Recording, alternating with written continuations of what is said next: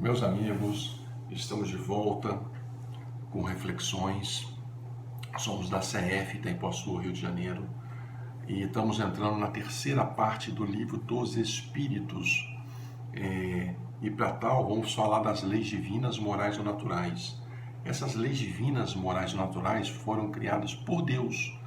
E Deus as criou, Deus que é perfeito, o Criador de tudo e de todas as coisas, as criou e as programou no universo. De forma que tudo, para cada ação nossa de vida, existe uma reação correspondente. Portanto, a gestão do universo é feita através de uma grande programação dessas leis, através de leis físicas, de ação e reação e de causa e efeito. E sempre que nós fizermos algo para alguém, retornará para nós mesmos em mesma intensidade e força e valor. Tanto as questões físicas como as questões morais. Portanto, se desejarmos o bem a alguém, se desejarmos felicidade, alegria e demandarmos esforço para isso, no fundo, nós estamos fazendo para nós mesmos, não é para o outro. Mas também, quando nós desejarmos um mal para alguém, podem saber que todo prejuízo causado dentro daqueles nossos pensamentos ou nossas ações, ele será registrado primeiro em nós e ficará uma cópia no outro. Então nós somos os primeiros alvos também dos nossos malefícios, dos nossos maus pensamentos. Então Deus foi o criador de todas as leis que regem o universo. Aqui na Terra especificamente, através de Moisés, lá nos idos de 1350 por aí, antes de Cristo, Moisés veio, grande missionário, médium, e recebeu os 10 mandamentos. O que são os 10 mandamentos? Que ele recebeu de espíritos intermediários de Deus.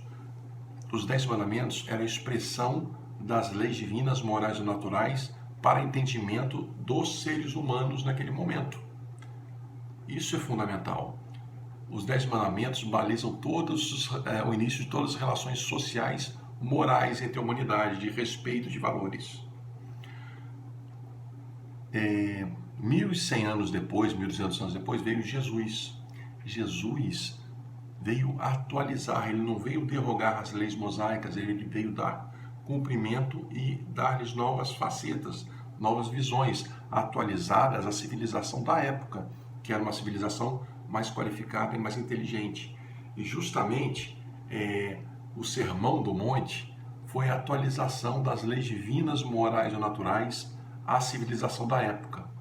E é elas que nós vamos estudar. Divaldo, numa palestra sua, ele comenta que aqueles tempos lá na Galileia eram tempos tumultuados, era um covil de ladrões, de salteadores, que ele usa o nome. Existiam vários profetas e missionários que estavam com a missão de difundir a vinda de um Messias. É nesse cenário de dor e angústias que Jesus sentiu ou que estava chegando próximo de uma das suas grandes missões. E aí ele buscou a quietude e foi jejuar no deserto. E o jejuar, buscar esse isolamento, não é o jejum do corpo, é o jejum do espírito, para que ele pudesse refletir naquilo que ele poderia ser melhor fazer pela humanidade, o que esperavam dele. Então ele foi botar a cabeça no lugar dentro dos compromissos reencarnatórios que ele assumiu. Mas esses compromissos de Jesus não eram expiações, era missão pura, missão de amor. E ele foi para o deserto para se refazer, para refletir naquilo que ele melhor podia fazer. Os seguidores de Jesus, eles eram constantemente interrompidos e cooptados pela população para saber como era conviver com o Messias, como era estar junto deles. Então, na verdade, os seguidores de Jesus, naquele momento, eles eram mais conhecidos que Jesus.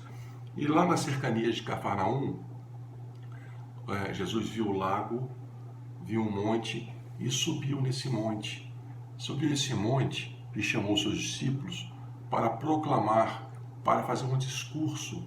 E Edivaldo fala que aquela turba, aquele povo oriundo das várias aldeias, formava um número próximo de 5.000 pessoas. Mas 5.000 quem? 5.000 deserdados, 5.000 estropiados, doentes, desvalidos, pessoas que eram maltratadas pela sociedade. E ele subindo no monte, Jesus começou a soltar o verbo.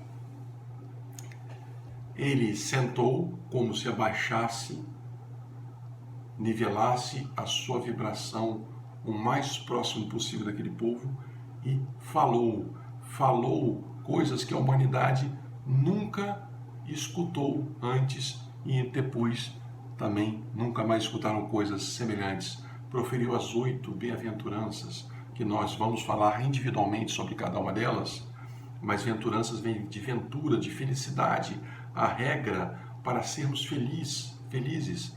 Então, Jesus trouxe a expressão das leis divinas, do nosso manual de regras de condutas de como nos comportarmos nessa vida.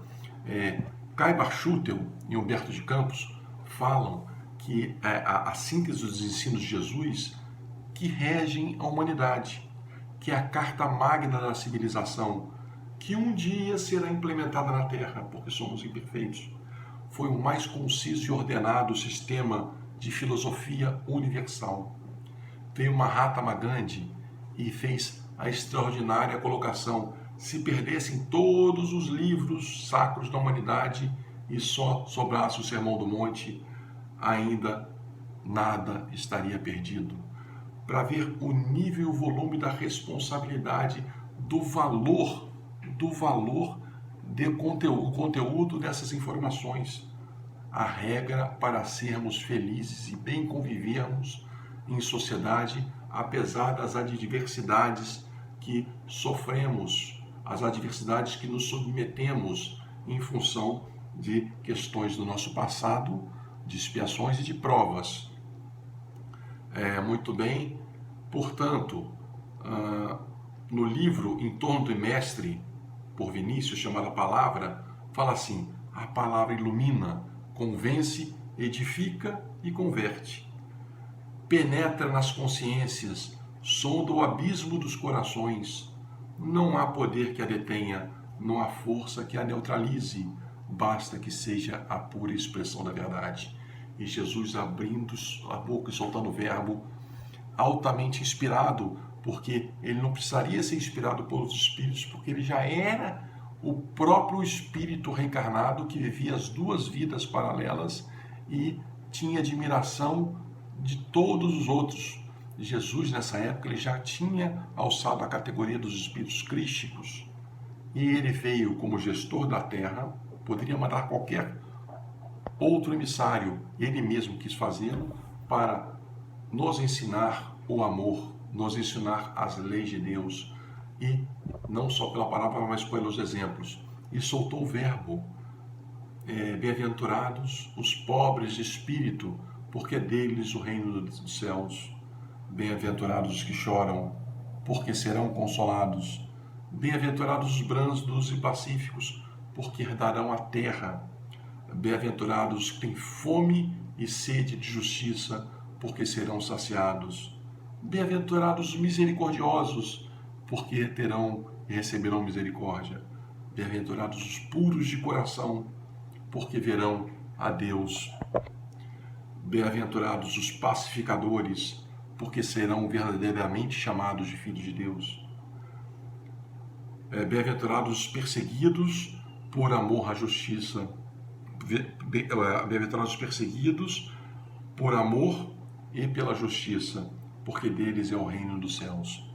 E assim, meus amigos, essas bem-aventuranças, essa carta magna dos movimentos mundiais, como um dos mais importantes, talvez o mais importante tratado para a civilização, nós vamos tratar individualmente cada item desses em cada vídeo. Fiquem todos com Deus e até a próxima.